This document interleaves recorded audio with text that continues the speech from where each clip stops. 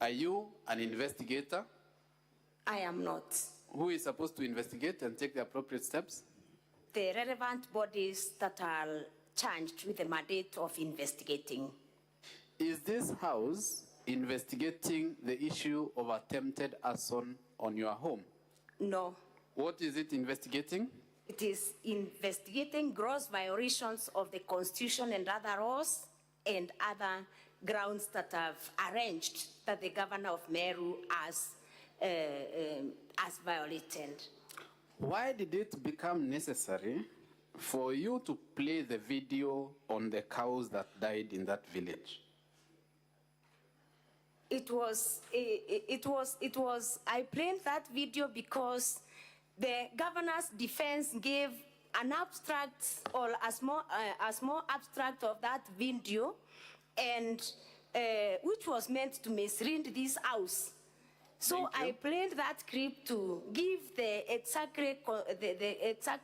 constitutional issues or the oversight issues I was raising during that media interview. Thank you very much. Now, how are the videos that were played here for you an answer to count 1 on violation of the Constitution and other laws by the governor? None. How are those videos a response to the allegation on illegally dismissing CPA Virginia KAWIRA? None. How are those videos an answer to the allegation on refusing to implement recommendations of the Assembly? There is none. How are they an answer to the allegation on abuse of office? None of them. Are you aware of the provisions of the County Government Act, Section 33(8)? Yes. What does it say?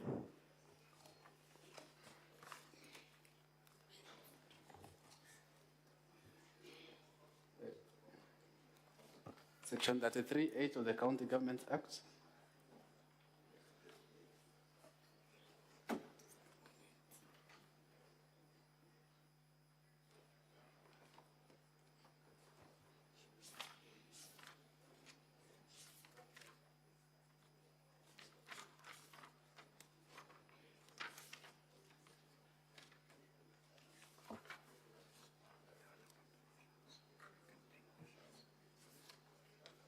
The County Governments Act, Section 33(8). Section 33, subsection 8. Please, kindly counsel assist with retrieving the section. Okay, as that section is being retrieved,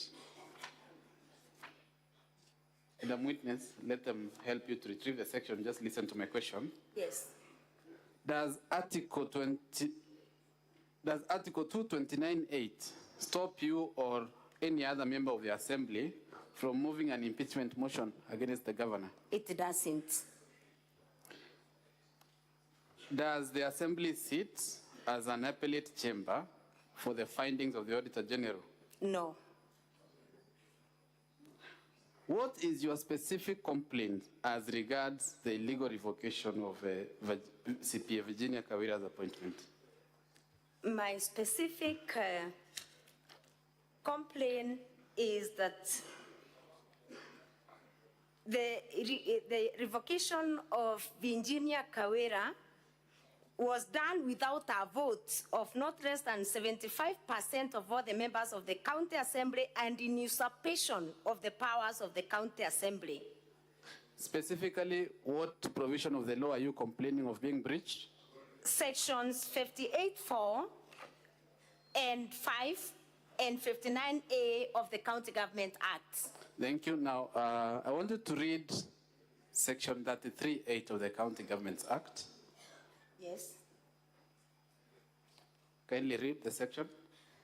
Section 33(8) of the County Government Act provides that if a vote in the Senate fails to result in the removal of the governor, the Speaker of the Senate shall notify the Speaker of the concerned County Assembly accordingly, and the motion by the Assembly for the removal of the governor on the same charges may be reintroduced to the Senate on the expiry of 3 months from the date of such votes. Have 3 months passed since the last impeachment attempt? More than 3 months. That notwithstanding, have you reintroduced any charges that were in the previous impeachment motions? I have not. Thank you, Mr. Speaker, sir. I will yield to my colleague, Mr. Mwangi.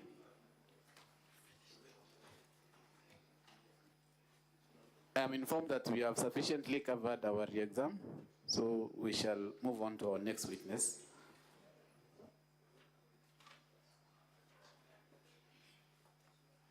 Thank you, Mr. Speaker, sir. Thank you, Council. Mr. Speaker, sir, with your kind permission, we'll call Irene KAWIRA as our next witness. Thank you, witness. You may take leave. Sergeant at Arms, please show in the next witness.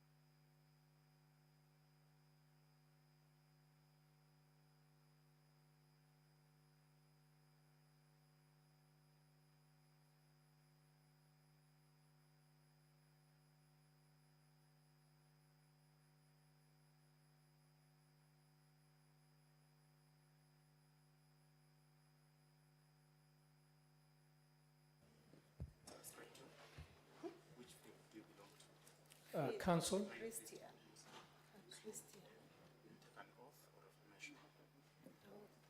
Yeah. Sorry, Council and Clerk, just give us a few minutes as we do some housekeeping. Can you please call the order to be moved now? Order number 2, papers. Council and witness, please take a seat as we conclude on this. Majority Leader.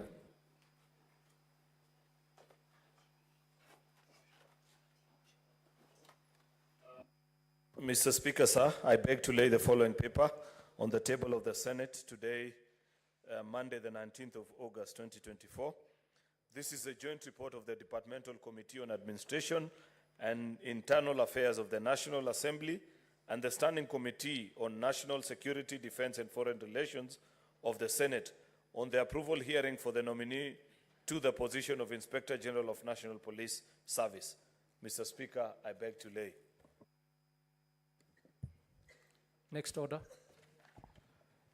Order number 3, notices of motion.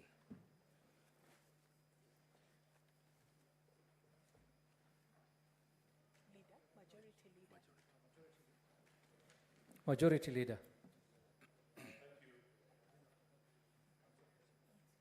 Thank you, Mr. Speaker. Mr. Speaker, I rise to give notice of the following motion, which is a joint report of the Departmental Committee on Administration and Internal Affairs of the National Assembly and the Standing Committee on the National Security, Defense and Foreign Relations of the Senate on the approval hearings of Mr. Douglas Kanja Kirosho as Inspector General of the National Police Service.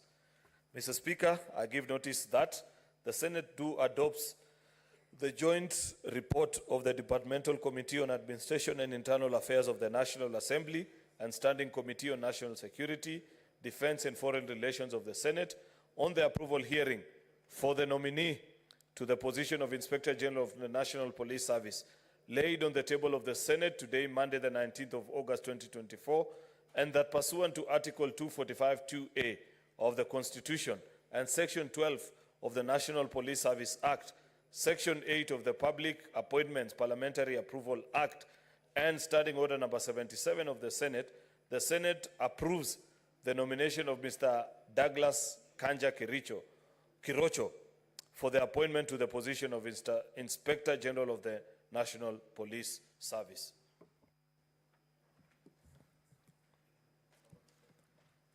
Very well, Council, we may proceed. That was a procedural matter that we had to dispense off with. Just for your guidance, you had already utilized 10 minutes. You have 15 minutes to 50 minutes to conclude with your evidence. You are most humbled, Mr. Speaker, sir. So do you wish to take the oath in Kiswahili or English? English, yes. Time doesn't run when she's taking oath. No, the time has stopped until you start questioning.